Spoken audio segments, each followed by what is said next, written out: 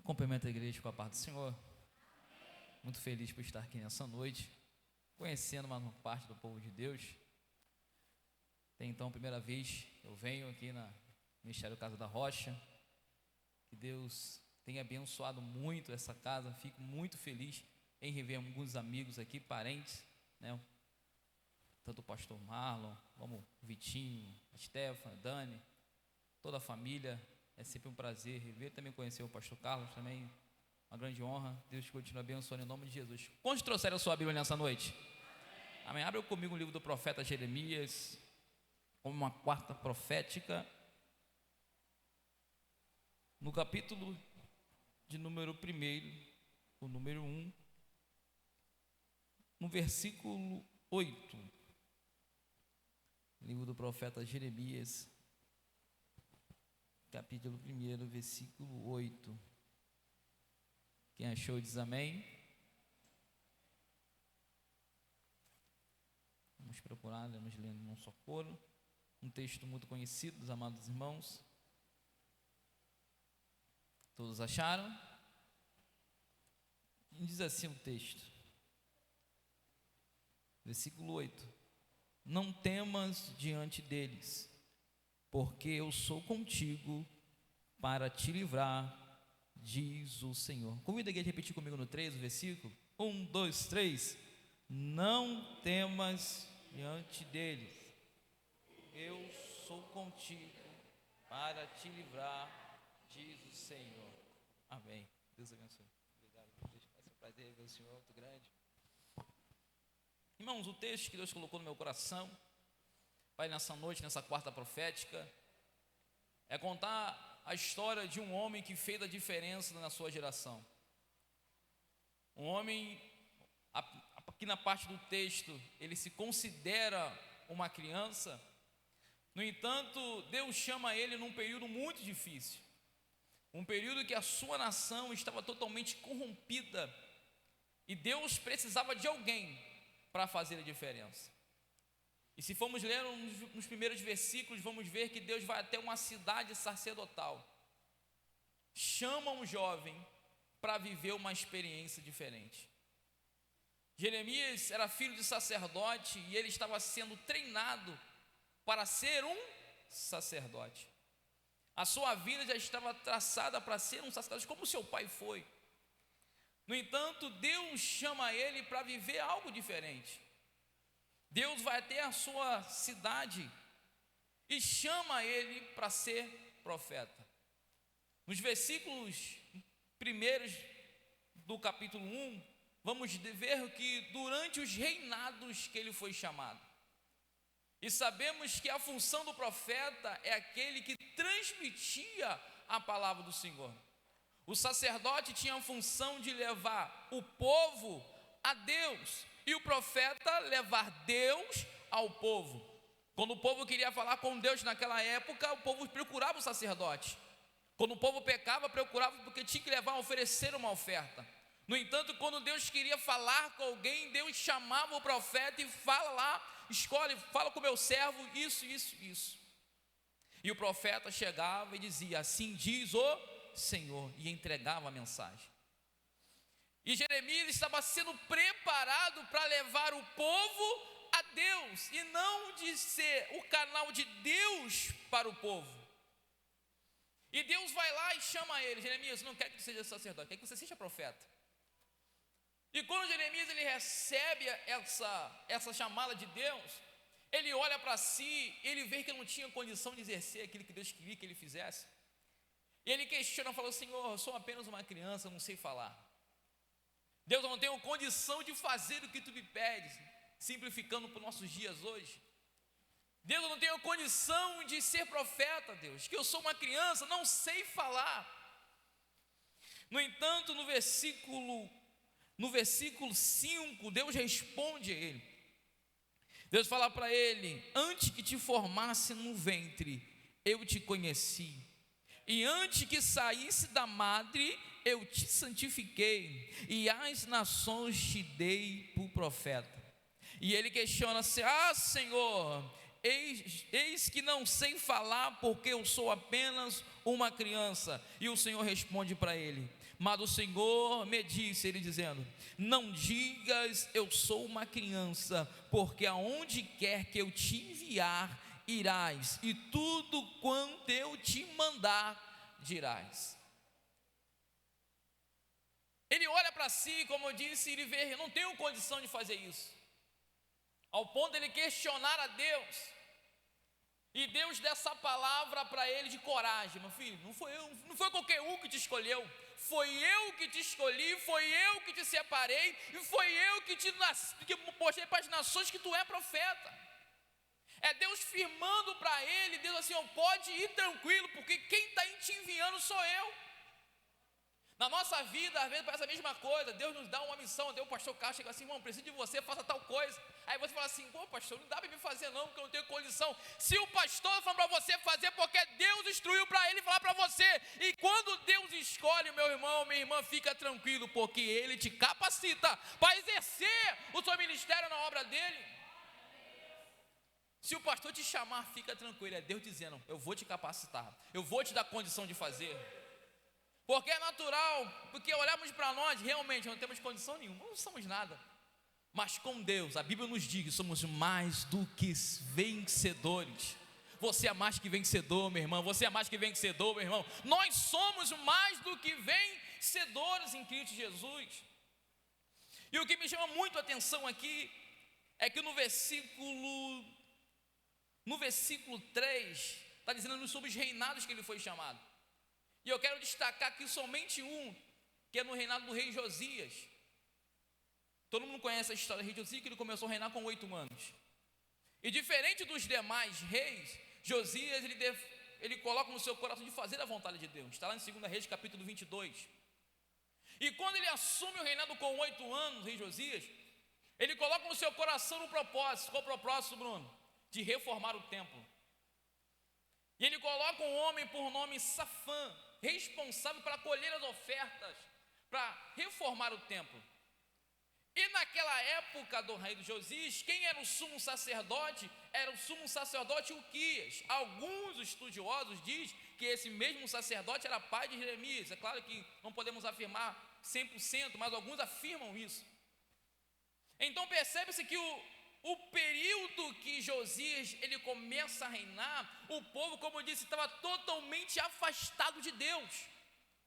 Os sacerdotes que tinham uma função de levar o povo a Deus, estavam totalmente entregando um sacrifício totalmente vazio, um sacrifício de qualquer maneira, apresentando-os a Deus de qualquer jeito. E nós sabemos que para se apresentar diante de Deus, deve ter total reverência e atenção, porque não estamos chegando diante de qualquer pessoa, não, é diante daquele que fez os céus e a terra, é aquele que tem todo o poder e autoridade em tudo. Então não é de qualquer maneira que chegamos diante dele, é com total reverência e temor. Senhor, eis-me aqui, Senhor, chegue na tua casa, Deus perdoa meus pecados, Senhor, quero te adorar. O que ele vem dizer é entregar o nosso melhor para Deus, reconhecendo quem Ele é, em toda a sua essência. E nesse período, o rei Josias, quando ele pega essa responsabilidade com 8 anos, percebe-se que, vamos ver, um cenário diferente, né? Um foi chamado por Deus por 8 anos para tentar organizar uma cidade, fazer um avivamento em uma cidade, e o outro com o propósito de falar a verdade no mesmo cenário. Deus precisava de pessoas com coragem. Deus encontra 2, um na cidade sacerdotal e um com a função de reinar. E Josias: eu quero reformar o templo, eu quero reformar a adoração, eu quero fazer minha nação novamente sentir a presença de Deus, ler a palavra.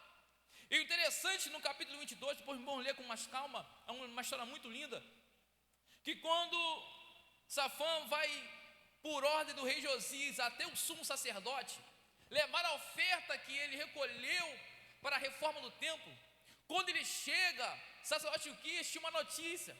Safã foi com uma notícia boa para lá o sacerdote, e o sacerdote tinha uma notícia boa para passar para o rei. A boa de Safã era: eu consegui a oferta, aqui é a oferta para reformar o templo. E no sacerdote: avisa o rei que o livro da lei que estava perdido foi achado. Percebe que o povo estava totalmente desviado do caminho do Senhor, e até os sacerdotes estavam totalmente afastados, que a palavra de Deus estava perdida. E não estava perdida lá fora, estava perdido dentro do templo. E se formos abrir um paralelo com os nossos dias atuais e com os períodos dele, não está parecendo a mesma coisa? A palavra de Deus não é ministrada na sua essência.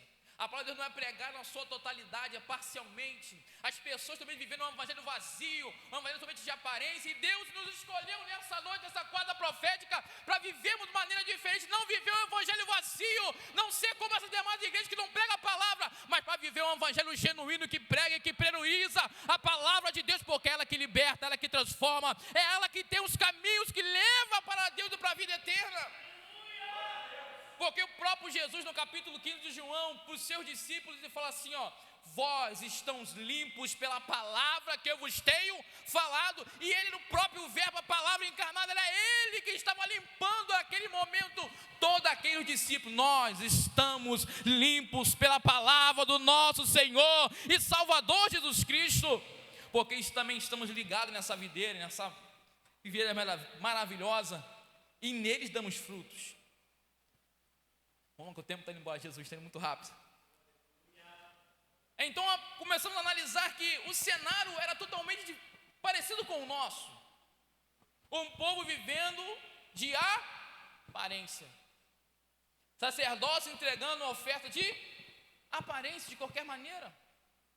Aparentemente quem olhava estava tudo certo, mas Deus estava dizendo, não está certo. Não estou aceitando isso.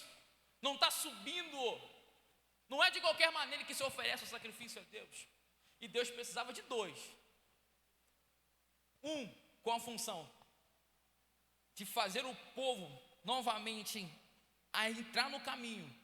E o outro que precisava falar aquilo que Deus precisava que o povo ouvisse. Porque quando essa notícia chega para o rei Josias, para essa criança, fala assim, ó, rei, você está me dizer para o senhor que achamos o livro.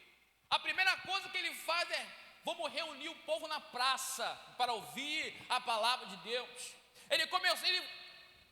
Por uma criança de 8 anos, uma nação foi avivada.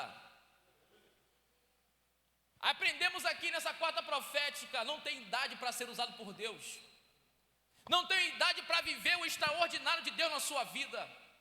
Não tem idade para sermos instrumentos de Deus no nosso século. Deus nos trouxe aqui novamente nessa noite para dizer: eu quero usar vocês nessa geração. Deus nos trouxe aqui para dizer a vocês: nós somos pontos referenciais no meio da nossa geração. Quem olhar para a gente tem que ver algo diferente. E esse algo diferente não é qualquer coisa, é a presença de Deus na nossa vida. É ela que transforma. As pessoas vão olhar para a gente e falar assim: rapaz, tem algo diferente no pastor Carlão, o que é? Aí a pessoa não sabe escolher, não sabe dizer o que é. Quem está lá fora não sabe, né? Mas nós que estamos aqui sabemos a presença de Deus na nossa vida. É o brilho do Espírito Santo. É Ele que reflete em nós. Eles olham para a gente e vê algo diferente. Vi a Karen ali, Karen ali, o filho do evangelista, meu Deus, Paulo Sérgio, Deus, não tinha nem reconhecido ela. Deus abençoe em nome de Jesus, sua esposa. Gente, é muita gente conhecida. Mas voltando para o texto, então a gente percebe que Deus fez algo diferente em uma nação com 2 jovens, um sendo rei e o outro sendo profeta. É claro que parte da nação ouviu, parte da nação entendeu o querer de Deus, mas parte não deram vazão. Tanto que se formos ler o livro do profeta Jeremias, vamos ver que Jeremias é conhecido como profeta chorão, porque ele pregava, ele falava que viria um castigo de Deus por causa da desobediência, mas o povo não estava nem aí para o que ele estava dizendo. Ele dizia: não, vai vir um cativeiro, vai vir um castigo de Deus, aí Deus vai vir sobre vocês. E a pessoa não estava nem aí. E nós, como igreja do Senhor, também falamos: ó, Jesus vai vir em breve, Jesus vai vir voltar e vai vir buscar um povo lavado e remido pelo sangue do Cordeiro. E muitos falam assim: vocês estão ficando doidos, rapaz. Já ouço aí desde quando eu era criança, está voltando, mas nunca volta. Mas nós, igreja do Senhor, estamos aguardando para hoje, para agora, o retorno de Cristo Jesus. Pode ser hoje, nossa última guarda confrética aqui na Casa da Rocha, depois de arrebatar nossa igreja hoje. E nós pregamos para quem? Jesus te ama, Ele quer te preparar, quer mudar a sua vida. E as pessoas chamam a gente de maluco. Alguns dizem que até a Bíblia tem que ser reescrita. Alguns dizem que a Bíblia está antiquada. Eu ouvi uma ilustração que marcou a minha vida e o meu entendimento sobre a palavra de Deus. Não sei se os irmãos já ouviram essa ilustração. Que um jovem chega para um bibliotecário e pergunta aonde que a Bíblia deveria ficar em uma biblioteca. Alguns irmãos já ouviram essa mensagem? Já ouviram essa ilustração? Perguntar para o bibliotecário se ela tem que ficar nas primeiras partilheiras, se ela tem que ficar nas partilheiras no meio ou nas mais altas partilheiras. E a resposta do bibliotecário foi: em qualquer lugar que você colocá-la, não vai mudar quem ela é. Isso trouxe uma incógnita na mente daquele jovem que pergunta: como assim? Aí o bibliotecário tem que explicar. Se colocar ele nas primeiras partilheiras, ela vai ser a base de todo o conhecimento. Se nós colocarmos elas no centro, as partilheiras no meio, ela será o centro de todo o conhecimento do que é existente na face humana. E se colocar ela mais alta, ela será o ápice de todo o conhecimento. Está dizendo, onde você colocar, não vai mudar quem ela é. É a palavra genuína de Deus. E você tem essa palavra genuína na sua mão como instrumento. E a Bíblia, a palavra do Senhor diz que ela é como uma espada na sua mão, para a sua defesa, bem para o seu ataque, para você usá-la, manejá-la no seu trabalho, na sua faculdade, no teu curso, na sua casa, no seu vizinho. Quem olhar para você, você está preparado com ela para dizer: Jesus te ama e quer mudar a sua vida, quer mudar a tua história. Nessa quarta profética, Deus está firmando o compromisso dele conosco. E o teu chamado, você é escolhido para fazer a diferença na sua geração, independente da sua deficiência. Eu tenho uma deficiência. Minha esposa está ali, não deixa eu dizer. Vitor está ali, Vitinho. De Vitinho que não tem nada, é Vitão, né? Tamanho do homem, Jesus, tem misericórdia. Vitor me conhece, Toma Deep, muito tempo ali, né? Eu sou gago. Eu contei isso em vários lugares. Eu sou gago, literalmente, mas não sabe, sou gago. Aí cria uma incógnita na cabeça dos irmãos: como gago não prega? Gago, se ficar nervoso dá ruim. Literalmente dá ruim mesmo. Ficar nervoso, Jesus tem misericórdia. Sai de baixo. Vai ser tatatá, tititi, parece que tem mistério, liga estranho. Tatatá, tititi. Mas nada, é gagueira, travou tudo. E quando eu ganhei uma oportunidade da igreja, que era na Assembleia de Deus, né? Eu já alinhava com música, eu vou cantar hino tal. Ele já viu a introdução. Eu peguei o microfone e a paz do Senhor dava. E já começava a cantar. Porque se eu dasse a paz do Senhor, travava tudo. Jesus tem misericórdia. Mas certa vez, eu estava no trabalho, tinha um culto no trabalho, na hora do almoço. A gente almoçava rápido e ia para esse culto. E durante esse culto, Deus usou o que estava dirigindo o culto e falou assim: Bruno, eu tenho uma visão contigo agora. Eu falei: então conta, meu irmão. Deus me mostra na sua frente uma Bíblia aberta. E Deus manda eu te dizer: se alimenta, porque Ele também quer te usar na palavra. Eu confesso para os irmãos, eu duvidei mesmo. Gente, sou gago. Eu falei assim: eu sou gago. Como é que eu vou pregar? Como é que eu vou falar do amor de Deus para alguém que eu sou gago? E nem a igreja não falava de Jesus. Quando eu ia evangelizar, Jesus te ama. Era rápido, era um tiro. Se não saísse, quando travava tudo, né? E eu duvidei, na minha incredulidade, eu duvidei. Eu fiz como Jeremias. Eu senti o que Jeremias sentiu, de olhar para si e ver: eu não tenho condição nenhuma de fazer o que Deus quer. Aí, para confirmar o negócio, entrei para a sessão de trabalho. O líder da elétrica chegou e falou assim: Bruno, você vai fazer o que terça-feira? Eu falei: estou tranquilo, prega na minha igreja. Eu falei: Jesus, e agora?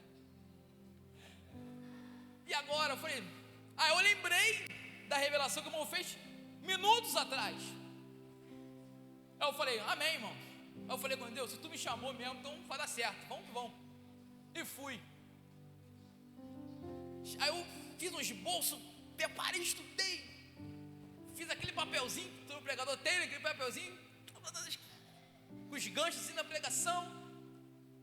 Quando eu ganhei a oportunidade, aquele papel voou da Bíblia. Aí imagina um gago, já gagueja. Imagina um gago nervoso, era eu naquele momento. O papel voou, eu falei, Jesus, e agora? Deus tem misericórdia.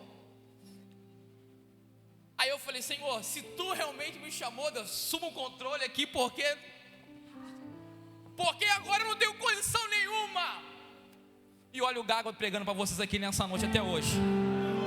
Aí eu pergunto para a igreja, impulsionado pelo Espírito Santo, qual é a sua desculpa de não fazer a vontade de Deus na sua casa, na sua família, no seu trabalho? Você é escolhido e escolhida de Deus, independente dos seus problemas, da sua dificuldade. Eu daqui um Gago pregando para você, de repente você não tem uma boa oratória, eu falo um português errado, você está dizendo assim, eu não tenho condição nenhuma, mas te repito nessa noite, quem te chamou foi Deus, não foi qualquer um, não foi qualquer pessoa, foi Deus que te chamou, e só isso garante.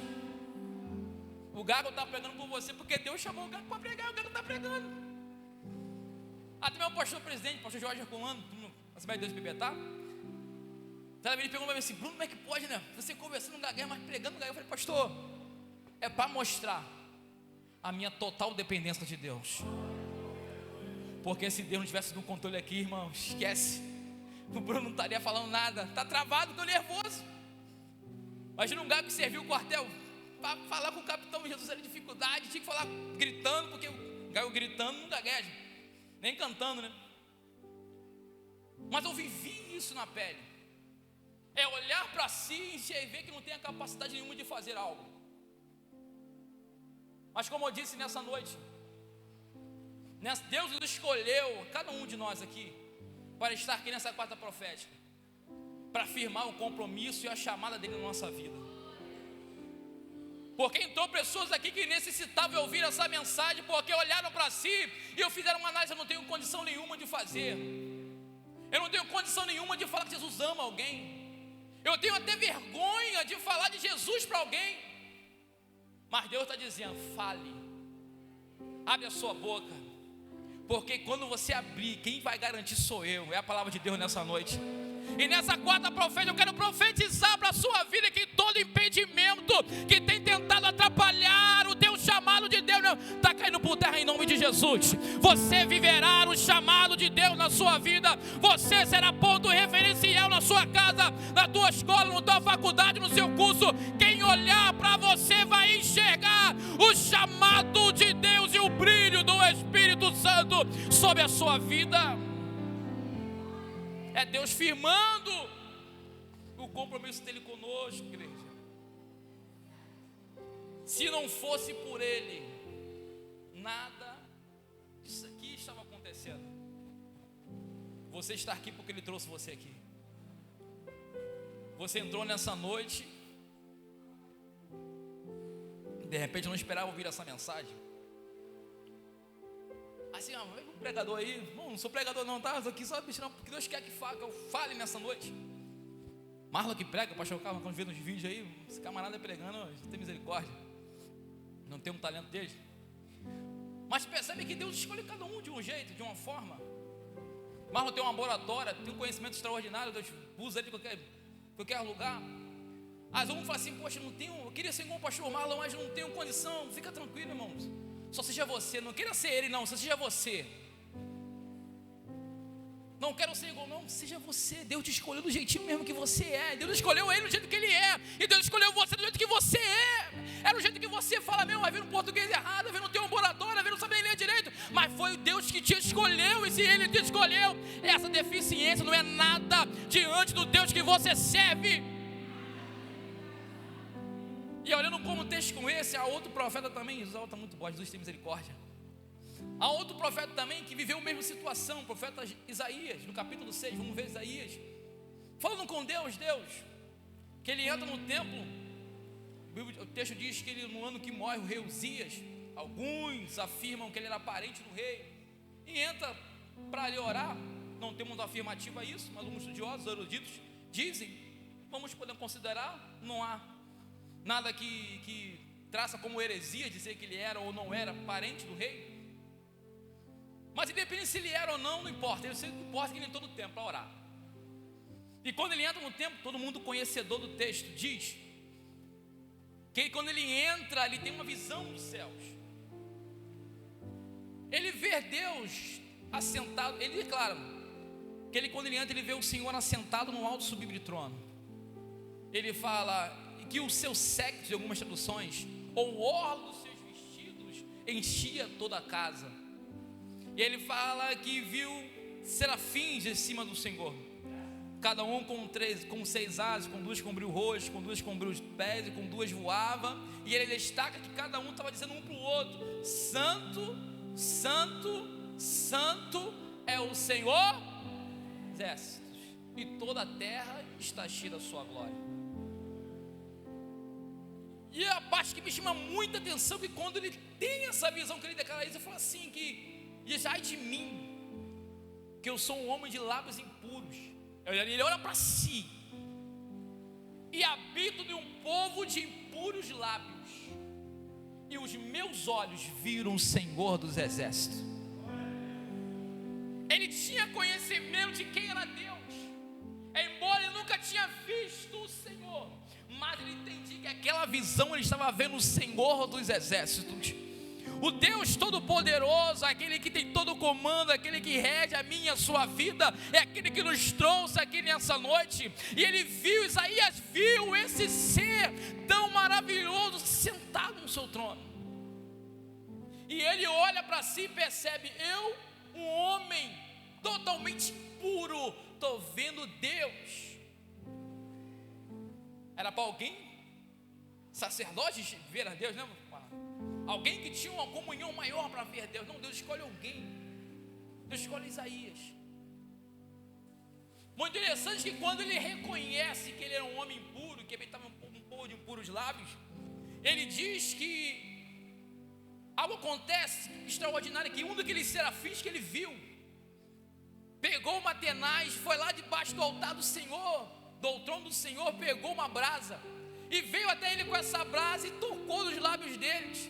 E ele, aquele ser, falou, e Deus falou para ele assim: agora, apagado for a sua iniquidade, e purificado foram os teus lábios. Aí quando ele ouve isso, ele escuta a voz do céu dizendo: a quem enviarei, mano? A quem há de ir por nós? Depois de tudo isso, ele olha para si e fala: agora eu estou purificado, agora Deus me purificou, então eu estou em condição de dizer: eis-me aqui, envia-me a mim. Nessa noite Deus quer ouvir a mesma coisa de pessoas aqui nessa noite, que está ouvindo essa mensagem, Deus te chamando: a quem enviarei e quem há de ir por nós? Que você possa responder a Deus nessa noite: eis-me aqui, Senhor, envia-me, Senhor, eis-me aqui, eu estou pronto, Senhor, eis-me aqui, Senhor, estou aqui, Deus, eu estou pronto para exercer o teu chamado, mesmo sendo pequeno, mesmo não sabendo falar, mesmo não tendo uma boa oratória, mesmo sendo cheio de vergonha, eu estou aqui para fazer a sua vontade e aquilo que o Senhor determinou para a minha vida.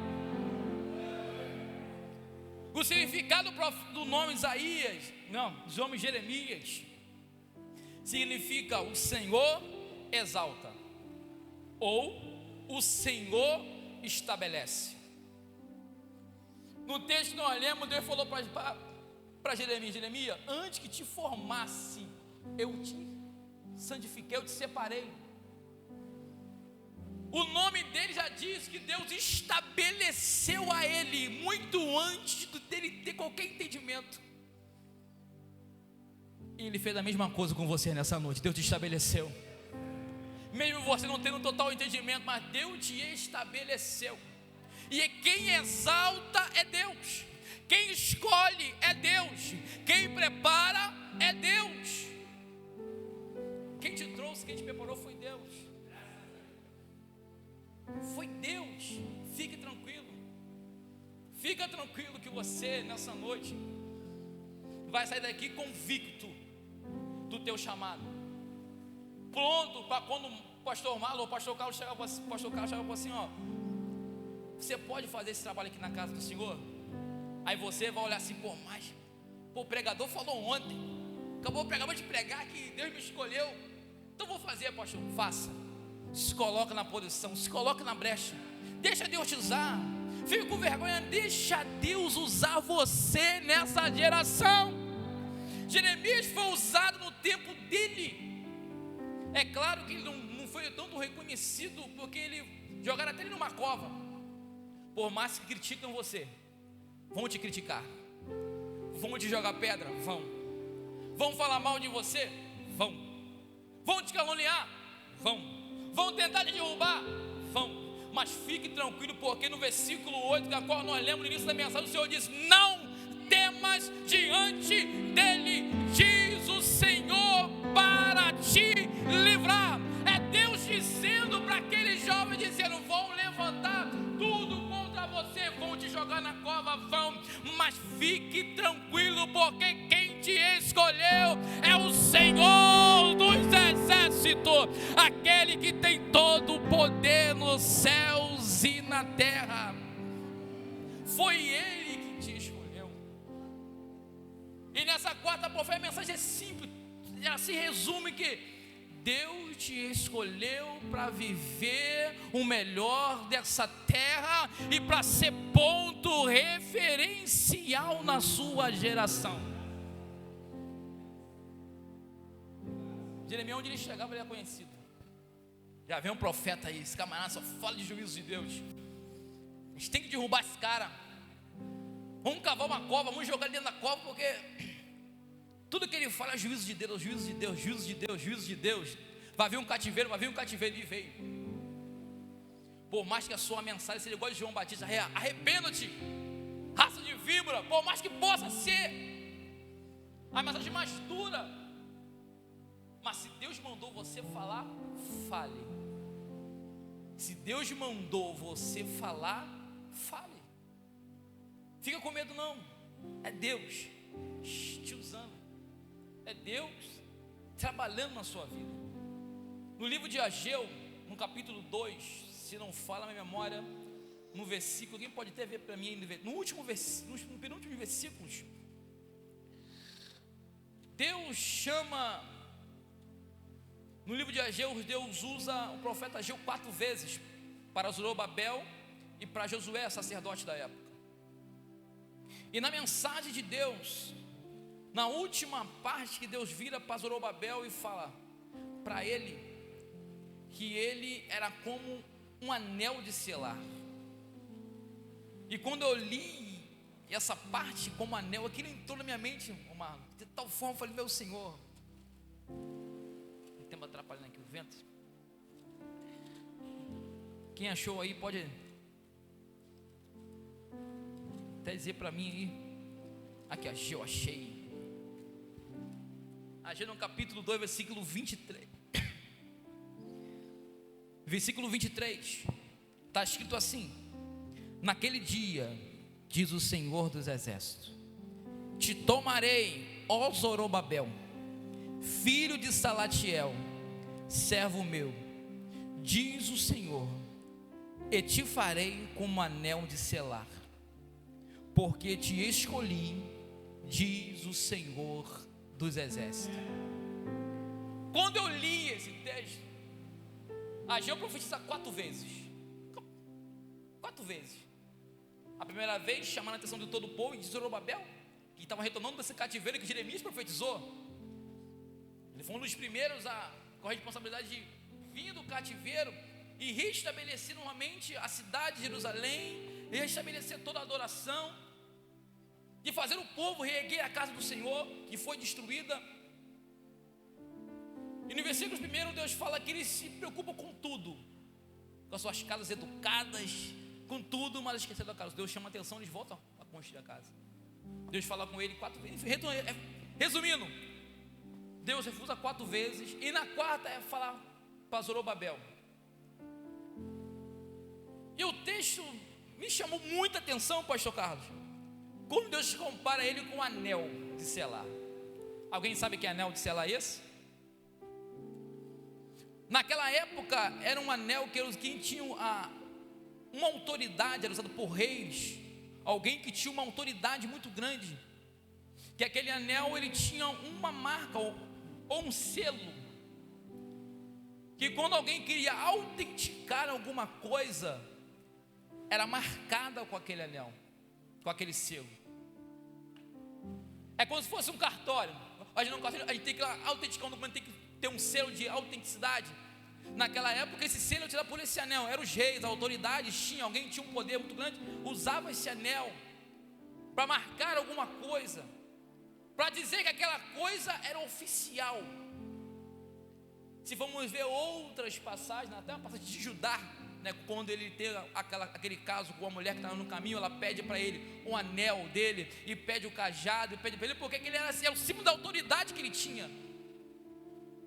E quando ele questiona ela, ela mostra que o pai do meu filho é dono desse anel. Ele, opa, dono desse anel sou eu. É o chefe da casa. E Deus compara Zorobabel com um anel de selar, como eu disse, um anel que tinha uma marca, que quando tinha aquela marca aparecia em qualquer lugar, alguém sabia, quem marcou foi alguma autoridade. Esse papel tem ele tem um peso, esse papel ele é autêntico, esse papel é verdadeiro. Simplificando, é Deus dizendo para Zorobabel: você para mim é um anel, e quando eu te usar, as pessoas vão entender que quem está te usando sou eu. Você é marca de autoridade nessa terra, vindo da parte de Deus. As pessoas olharão para Zorobabel falou, então é Deus que está falando. Zorobabel falou, então foi Deus que usou ele. Foi o Vitor que pregou, então é verdadeiro, Deus usou ele. É símbolo de autoridade nessa terra. Normalmente é Deus firmando um compromisso contigo aqui na casa da roda, dizendo: vocês são como anel de selar. É símbolo de autoridade de Deus nessa terra. Quando as pessoas te olharem, vai dizer: quem escolheu, quem separou, quem preparou, quem transformou, quem deu condição para ele e para ela foi Jesus de Nazaré. Você é anel de Deus. Você é símbolo de autoridade da parte de Deus nessa terra. Não permita, meu Deus, não permita, para terminar, não permita que o inimigo tire isso de você. Tire a identidade que você tem. Tire e faça você esquecer do chamado que Deus colocou na sua mão para exercer. Sai daqui convicto de uma coisa: você não é qualquer um. Você não é qualquer pessoa. Não tire isso da tua cabeça. Se a depressão está querendo vir na sua mente, querendo te ansiedade, a depressão querendo te pegar, fala assim, querendo te jogar lá na caverna, escondidinho, fala assim: depressão, sai agora em nome de Jesus, porque quem me escolheu foi Deus. Ansiedade, vai embora em nome de Jesus, porque eu tenho autoridade de Deus para repreender. Você tem autoridade de Deus para repreender. Na carta de Pedro, no capítulo 2, versículo 9, para encerrar, está escrito: vós sois a geração eleita, sacerdócio real, nação santa. A parte que eu mais gosto é de que povo adquirido, para anunciar a virtude daquele que vos tirou das trevas para a sua maravilhosa luz. Para mim esse versículo reflete totalmente o significado da palavra eclésia, igreja, chamados para fora. Quem te chamou para fora? Foi Deus. Com um propósito, para anunciar a virtude dele, que tirou você dessas trevas para a sua maravilhosa luz, e te transformou em nação santa, te transformou em sacerdote real, te transformou em povo adquirido. Não é com qualquer preço, não, é com sangue derramado na cruz do Calvário por nosso Senhor e Salvador Jesus Cristo. Foi um preço muito grande. Lembra-se que você é importante para Deus, que você é especial para Deus, e que nenhum dos seus problemas possam impedir o agir de Deus na sua vida. Tome a posição diante de Deus hoje e fala: Senhor, eis-me aqui, envia-me a mim, eu estou pronto. E se você não achar em condição, fala: Senhor, tu me capacita aqui porque eu quero fazer. E Deus vai te usar nessa terra. Que Deus te abençoe em nome de Jesus. E sai daqui convicto que em Deus nós somos mais do que vencedores. Assim que essa oportunidade em nome de Jesus. Amém.